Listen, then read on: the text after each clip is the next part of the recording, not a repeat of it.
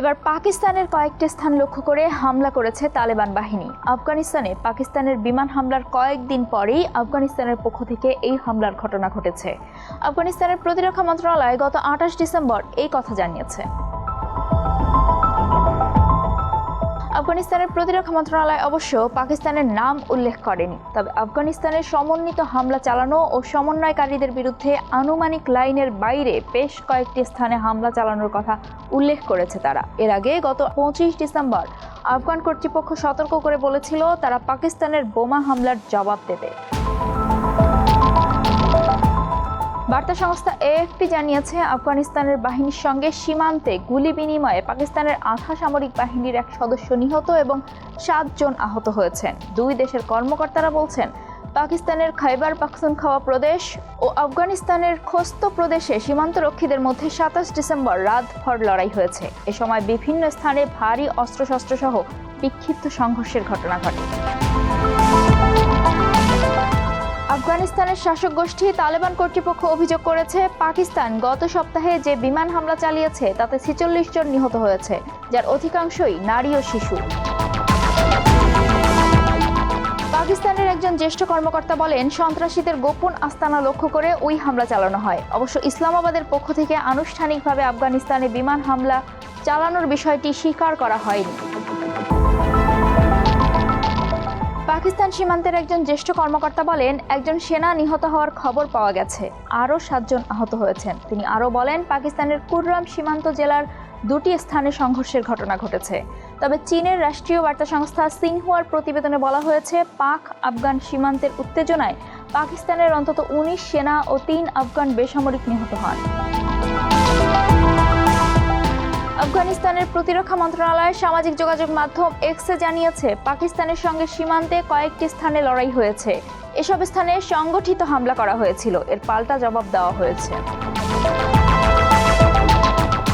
খোস্তের এক প্রাদেশিক কর্মকর্তা বার্তা সংস্থা এএফপিকে বলেন, গত 28 ডিসেম্বর ভোরে সংঘর্ষ শুরু হলে ওই এলাকা থেকে অনেক বাসিন্দা পালিয়ে যেতে বাধ্য হন। এই সংঘর্ষে আফগানিস্তানের সেনাদের কোনো হতাহতের খবর পাওয়া যায়নি। 2021 সালে যুক্তরাষ্ট্রের নেতৃত্বে ন্যাটো জোটের সেনারা আফগানিস্তান ছাড়লে রাষ্ট্র ক্ষমতায় আসে তালেবান। এরপর থেকে দুই প্রতিবেশী দেশ পাকিস্তান ও আফগানিস্তানের মধ্যে সম্পর্কের টানাপোড়েন শুরু হয়। তালেবানের একটি অংশ পাকিস্তানেও তৎপর। সশস্ত্র এই গোষ্ঠীর নাম তেহরিক-ই-তালেবান পাকিস্তান বা টিটিপি।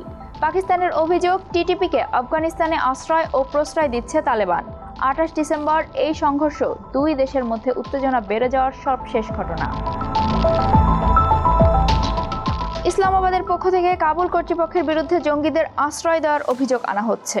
পাকিস্তানের অভিযোগ, আফগানিস্তানের তালেবান কর্তৃপক্ষ জঙ্গিদের আশ্রয় প্রশ্রয় দিচ্ছে, জঙ্গিদের পাকিস্তানের ভূখণ্ডে হামলা চালানোর সুযোগ করে দিচ্ছে।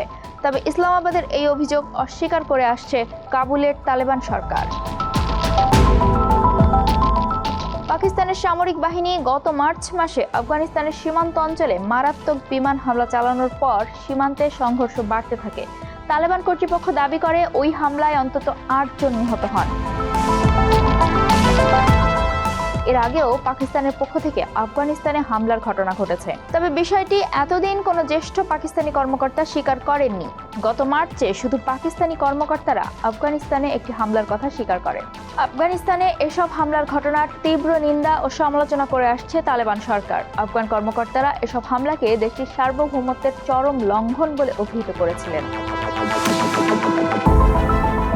আফগানিস্তানে জাতিসংঘের সহযোগিতা মিশন UNAMA পাকিস্তানের হামলায় বেসামরিক লোকজনের নিহত হওয়ার ঘটনা তদন্তের দাবি করেছে। জাতিসংঘের সংস্থা ইউনিসেফ বলেছে, শিশুদের কখনোই লক্ষ্যবস্তু করা ঠিক নয়। ইউনিসেফের আঞ্চলিক পরিচালক এক্সে ওয়াজি সেকারা বলেন, আফগানিস্তানের পূর্ব সীমান্তে হামলায় কমপক্ষে 20 শিশু নিহত হওয়ার ঘটনা শুনে ইউনিসেফ অত্যন্ত মর্মাহত।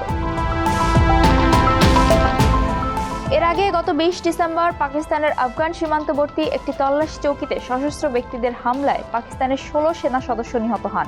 এই ঘটনায় গুরুতর আহত হন আরও 5 জন। খাইবার পাখতুনখাওয়া প্রদেশের মাকিন এলাকার একটি সেনা তল্লাশি চৌকিতে ওই হামলায় 30 জনের বেশি অংশ নেন। অভিযোগ উঠেছে, এই হামলা চালায় তেহরিক-ই-তালেবান বা টিটিপি নামের একটি জঙ্গি গোষ্ঠী। এই গোষ্ঠীর সঙ্গে আফগানিস্তানের টিটিপির আদর্শগত মিল রয়েছে।